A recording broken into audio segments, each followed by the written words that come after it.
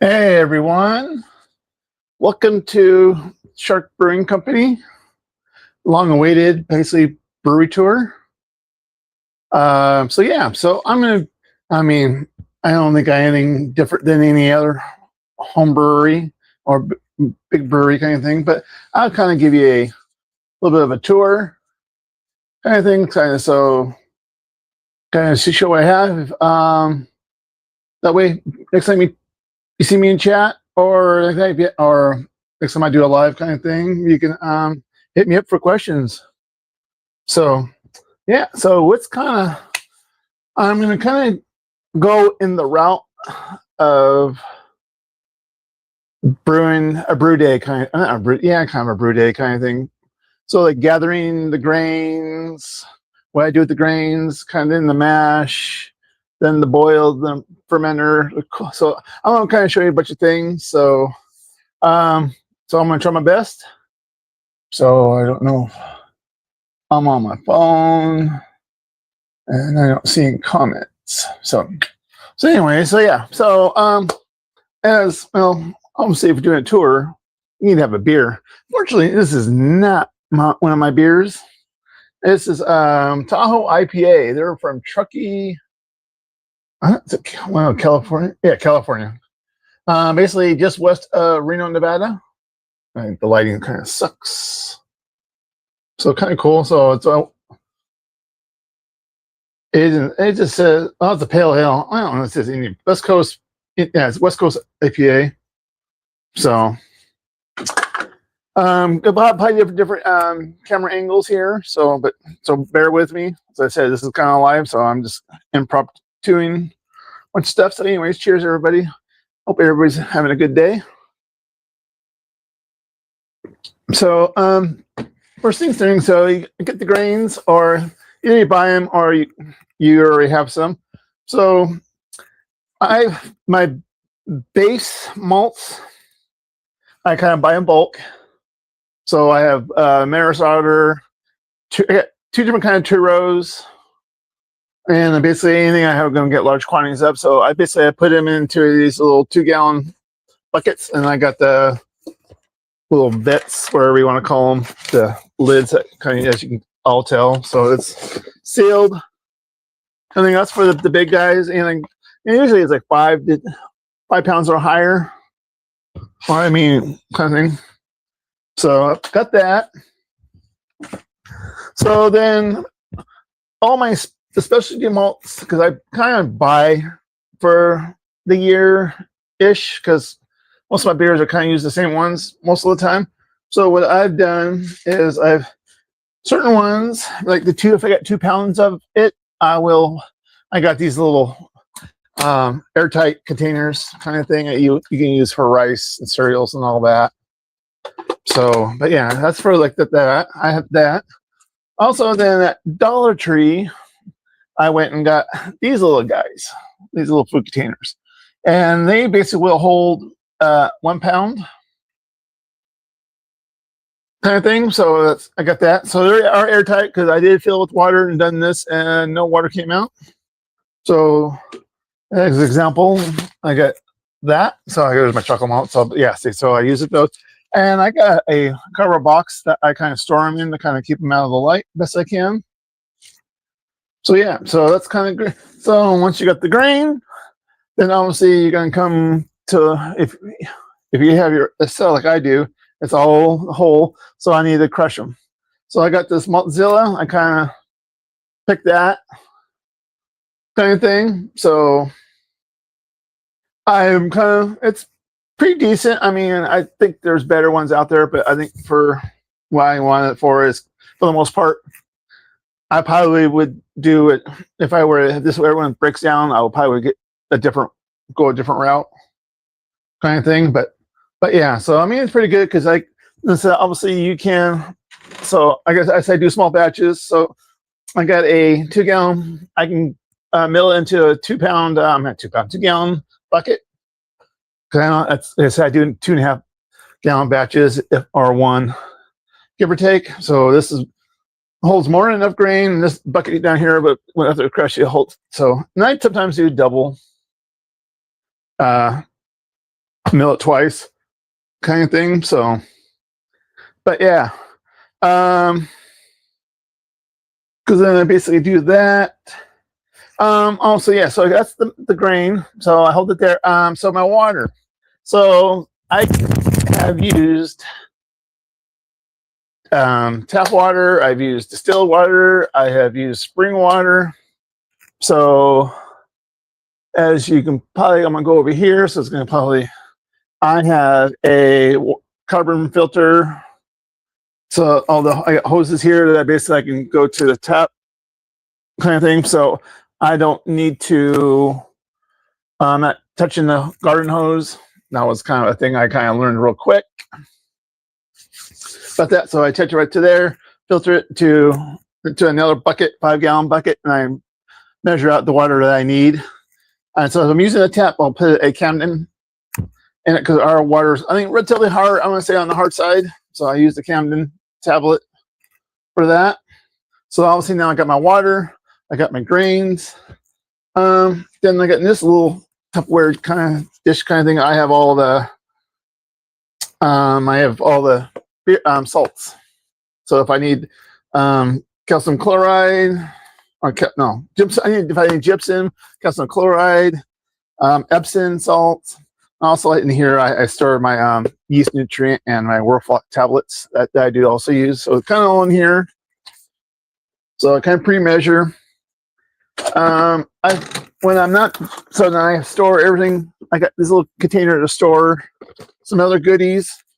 I got thermometers. I got these little cups that I measure my hops additions in. Then I got these little cup here that I use for taking wort samples. I mean, it's like for pH, gravity readings kind of thing. I kind of do samples there. I have a mini scale in here when I'm measuring the hops for the like that. And I got a bigger scale below for I'm measuring out the grains.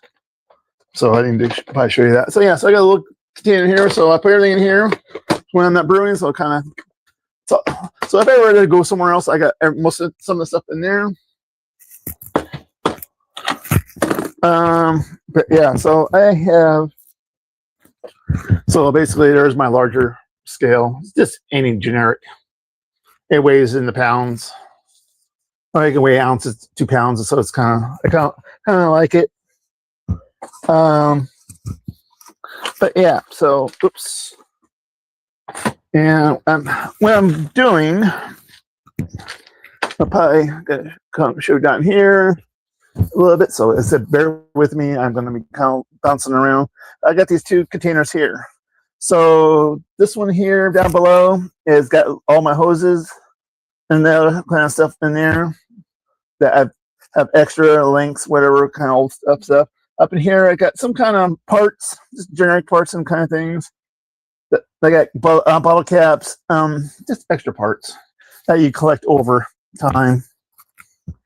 This is one of those like, yeah, you never know what you're gonna see and all. Oh, so basically, then when I'm the grain mill, when I'm down below here, this couple blocks here, that's where I store my grain mill. So kind of thing. So, but yeah. So obviously, got that. I most of my tool for when the mash. This kind of, you can't really quite see it. So I'm going to go over here so you can see right here. I got a plastic mash paddle and I got the little big ass whisk. I'm kind of liking that to break up the dough balls. I do the spray bottle of the sanitizer. And so that's when I do the stuff. But if I'm really want to sanitize something, I'm not really going to be, I'm just afterwards when I sanitize, I'll use this kind of sanitizer. I don't do it when I'm actually going to touch something with it, but it's kind of if I really want to sanitize something after the fact, after cleaning kind of thing, or I'm cleaning countertops and stuff like that. So, but yeah, that's kind of it for what kind of other tools. So I said I'm kind of Still getting to the mash tun segment. And I think I kind of showed you everything. So yeah. So now depending on the size of the batch I'm brewing. So if I'm going to do a 1 gallon batch, I will use this guy because I do brew in a bag again. So I have this little 3 gallon, 12 quart pot, and I've also got a little thermometer because back when I was really doing all this, I would instead of putting in a cover around it to keep it warm, I would stick it in a warm oven, and I can watch the mash temperature, or even just get the strike temperature and mash temperature kind of thing. It's pretty good. I mean, it kind of gives me an idea. So yeah, so and I said, then basically, it's a kettle. So like I said, it's a little mini all-in-one. I mean, obviously, I had to put it on a stovetop, or which I just recently picked up, is I picked up a induction cooktop. So now I can do that here, and so that's sticking up the house because my mom kind of doesn't like the hot flavor or the hot flavor. So I picked up this little induction. I've used it a couple times for testing, so it's going to come in handy for doing the small 1 gallon batches. And on the other system I'm going to show you shortly is I'm going to heat up sparge water. So so I can do that if I so choose. So, but yeah, so there's on that. So let me kind of get this out of the way. I got things everywhere just for you guys. So now if I want to do a bigger batch, my 2.5 gallon batch, I will, let's get this guy out of the way so I can kind of talk. And that's petroleum gel. So anyway, so yeah, so as you guys know, I have the anvil to brew my 2.5 gallon batches. So it's an all-in-one. So basically I can put all the grains in. So obviously I'm kind of leaning towards using bags. So just using this guy directly because I'm still messing around with the mill gap because I haven't quite had a stuck sparge, but I've come pretty close. So I'm kind of, so I put the bag inside here. So, but I do have a bigger bag. No, I can't. Get back in here. Playing the drums here, I think. I do have a bigger bag that I can just take that basket out and put inside and do it that way. I do have a kind of a bottom that I can put on so it's not on the burner itself. Then I got some, actually I learned recently is like you use what's called butcher twine. So basically if you've seen a lot of roasts that have like a string that wraps to keep it together, that's basically kind of food grade, and you can supposedly I can use it to tie it to the bottom. So when I'm done with the mash, I can pull it up and get that off when I'm to the boil. So I'm gonna try that next time. But yeah, so everything is all in here. Yeah, fresher here. But yeah, everything's all in here. Like I said, so it's kind of, I'm still learning it. I'm kind of getting there. I don't brew enough with it to kind of dial it, but I need to kind of do a little bit more. But I'm getting an idea. The infamous take notes, write the notes down. I kind of, so, but then the problem is, then you got to go back and read those notes. That's the other key. So, but yeah, so that's IPA is not too bad. So yeah, so that's the all-in-one anvil, the 6.5 gallon system. So yeah, so then I do. So when I cool the I should have had this out, but I didn't. So I use a immersion chiller for both size batches because this will fit in either my pot or in, obviously this is made for the anvil. So So that's how I chill. What I do is I when I initially I'll hook up to the hose, and so then it goes through, and basically when it comes out, I got an empty bucket that it's usually the first batch is hot, and which I didn't show you is I have a laundry sink, as you can see right there, and I'll fill that up with the warm water so that way I can wash. But when I get kind of down to 120, 100, 120 degrees Fahrenheit ish range, I will change this up. So basically, what I'll do is I have, which below the oops, you may see I have a 5-gallon like a Gatorade cooler kind of thing, and I'll have ice water in that, and I'll circulate the pump to circulate through here to get that down to the pitching temperature kind of thing. So, but yeah, so I basically, so I go that, then, so once you kind of get down to pitching temperature, so now I was like, okay, fermenters.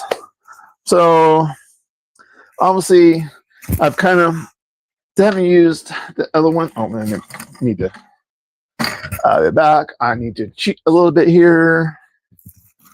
No, I'll just do this. So, anyways, sorry about that. Like I said, this is gonna be. I have for my 1-gallon batches, I have a 2-gallon bucket that I use. It's just not an ordinary bucket. I mean, also I got a little spigot, so that way I'm not have to do siphons. So if I want a bottle, I can just put the bottle filler to that and bottle from there, or I can just put a hose or a tube down and connect it to a keg and do it that way. But yeah, what the cool thing about it is, obviously now I'll kind of show you the top, and you can probably make it a hint. I also have a hole for the airlock. I have a thermal well in there, and also I got these 2 little ports here. Well, those are actually connected to the SS Brewtech, their little temperature control system, the FTSS, whatever. So actually, this is pretty good because I keep my temperatures pretty accurate. I mean, to pitching temperatures, so I can leave it here in the garage, kind of thing. So what I also do too is, because I got this window here, so I mean it's indirect light, but you can't see light through this. So what I do is I'm not, because this is brand new, so I'm kind of haven't done it yet, is I wrap it with the flex, this reflex, whatever insulation kind of helps it. I mean, it might help the temperature a little bit, but it's help just keep it dark kind of thing. But yeah, so that's for the 1-gallon batch. Now and I have it, as you can see here, I have it marked of where the fill mark is. So there I can tell if I'm short or over kind of thing. So yeah, so then so on my bigger batches, I do use the SS Brewtech mini bucket. It's that 3.5 gallon or 3-gallon. I think it's 3.5 gallon little mini bucket. I kind of like that, especially on the bigger ones. I mean, it does the job for the most part. Also, too, I have the temperature control system for that too, and I do use I'm not gonna. I guess I probably could show you when I'm at it. So I have their little temperature control system. So it works for either size. I have the newer model, so I can go half a degree on it if I need to. So when it's cold, what I do is I don't put this in the bucket or the fermenters or whatever, which I'll show you in a second. So I have an aquarium heater, and I use that to heat up the water that goes through the coils to keep the temperature up if it's too cold. And so basically what it does, it recirculates through this little guy. I have basically a, what is it, 30-quart cooler.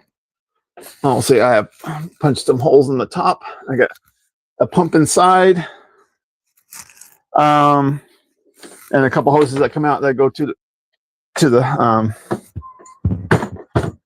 fermenter, something like that. So, but yeah, I kind of moved the camera. Oops, there we go. So yeah, so that's kind of the fermenters. And I only brew one batch at a time, even though I do have the capacity to do 2 batches at once, but I just choose to do one because the amount of beer I brew is basically, it satisfies me, a couple of friends or whatever who may want it. So, and I usually brew once a month. Oh yeah, and so that's kind of to the fermenter. And so then when I'm done with the fermenter, when I say, okay, like I said, you can either bottle or you can put in a keg.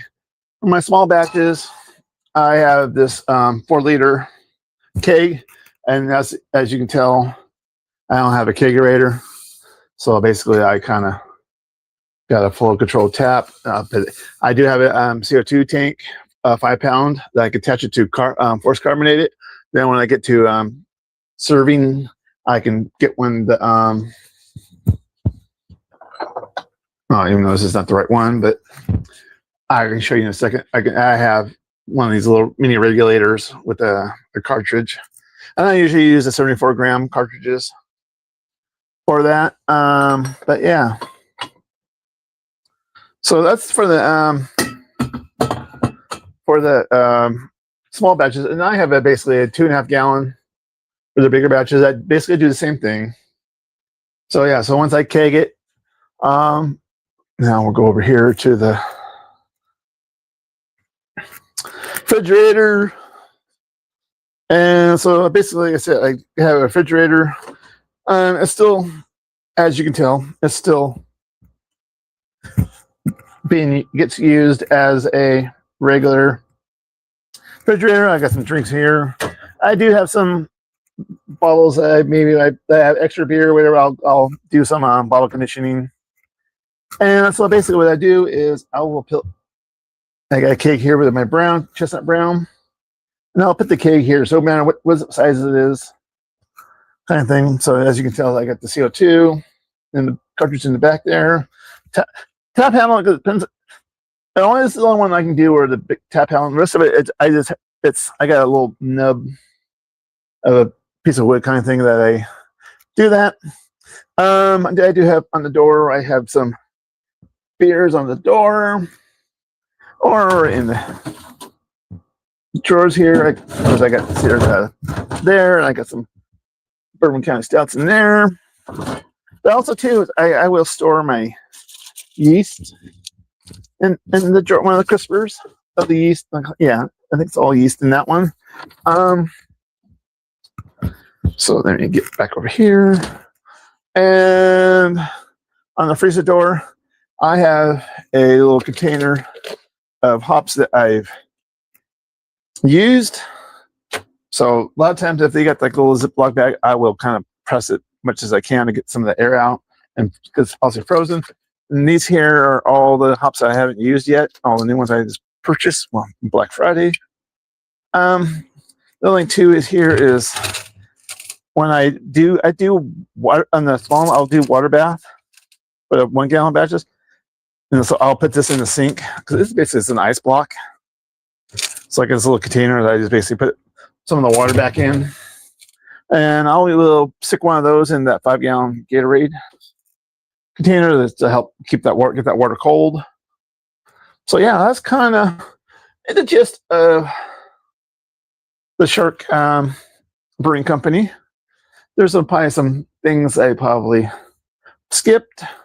If you kind of want me to put in the comments, if you want me to kind of do it more, I had thought about doing one thing at a time, kind of go a little bit maybe more in depth. If you're kind of like, yay for that, please put put in the comments, yes, I would like a more in-depth tour.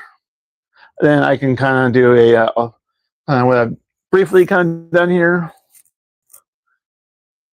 One thing like a little bit more why I may have bought it, I used it. You gotta put it in the comments down below, not in the chatio. But yeah, so that's kind of, like I said, that's kind of the basic. I needed something for, I say this is kind of, I got other videos coming. I wanted to get this out of the way. And I kept dealing with doing like this a video. So I figured this would just be a little bit better. I'm not kind of, as you can see, I got a Shark Brewing Company shirt. So, but yeah.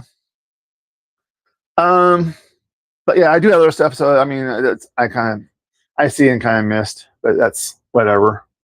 As I said, there's nothing really new, exactly different, but it's just kind of like where you start, how you do it. I mean, kind of thing. It's just little ins and outs that some people you don't see.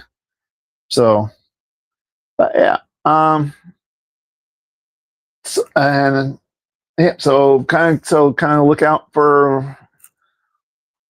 I don't know if I would do my next live on here. I don't know if it'll be a brew day. I haven't figured out if I want to do a brew day on it yet, because I'm going to be doing a 2.5 gallon batch next, unless I tuck myself out of it. But so that's, and then I usually will mill my grain the night before, so kind of thing. So, and I'll gather my water the night before. I kind of get everything prepped. So because I do everything early in the morning, we'll start at 7. I'll start getting everything going at 7. But the time I get really like starting to mash is usually about 8 in the morning. I'm usually done by 1, done by 1, because I clean during the brew day. I clean as I go if I can, kind of thing. I don't wait until I've done it once and I kind of make my day a little bit longer. I'm like, no, if I can do it, because also, as you guys know, there's during the boil, if you're doing a hop addition at 60 and your next hop addition is going to be like at 20 minutes, you got 40 minutes for the most part to kill. And so I got everything else prepped, so that gives me time to clean a bunch of other stuff. So kind of thing, or at least get it rinsed off, kind of thing. So then, because I will put stuff in, like the anvil, I will put stuff back in and kind of circulate cleaning, so kind of thing for a little bit longer. So, but it's already kind of clean, so it's makes that cleaning part just easier if you rinse everything off best you can, as soon as you can. So, but yeah. So that's it. We'll see. But yeah, anyways, I appreciate you guys stopping by. Hope you kind of saw something interesting, kind of like, that's want to know more about that. So like I said, in the comments, let me know. I will try my best to answer the question. If not, next time you see me on the live, ask me. I will try to answer. And hopefully I'll have another home brewer like Rob and some of those other guys that they can help me answer the question. Because we're all basically this kind of same size brewers. But yeah, I need to kind of get a little parched here.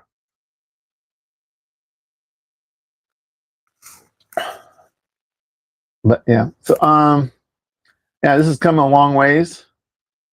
I see some stuff that I used way back in the beginning that I don't hardly use anymore. I'm still holding on to it because you never know.